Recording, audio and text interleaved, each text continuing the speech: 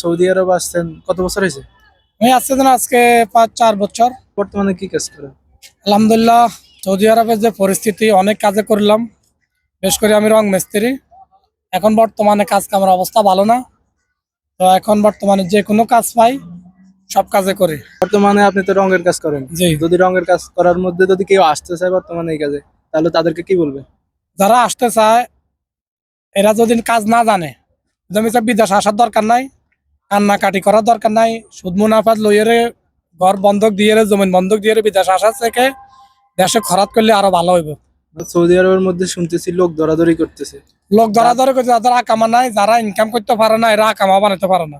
এরা অলরেডি কিছুই জানে না, সুন্দর করে কথা বলতে জানে না। এক কথা জানতে হইব, শিখতে হইব, কাজ জানতে হইব। তারপর আলহামদুলিল্লাহ বিভিন্ন ধরনের ক্যাটাগরিতে কাজ করা যাবে, টাকা অবশ্যই আসবে। লাল নীল টাকা আসলে এমনি মন ভালো হয়ে যায়। আমরা জানি যে সৌদি আরব আসতে গেলে যোগ্যতা লাগে, কিন্তু অবশ্যই। বাংলাদেশের মানুষের 4-5 লাখ টাকা দিয়ে আসে, তাদের কোনো যোগ্যতা থাকে না।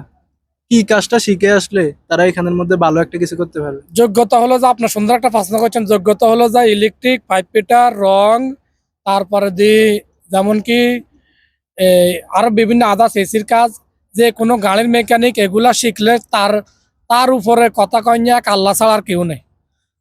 সকল মানুষে তাকে সম্মান করবে যারা কাজ জানে তাদেরকে।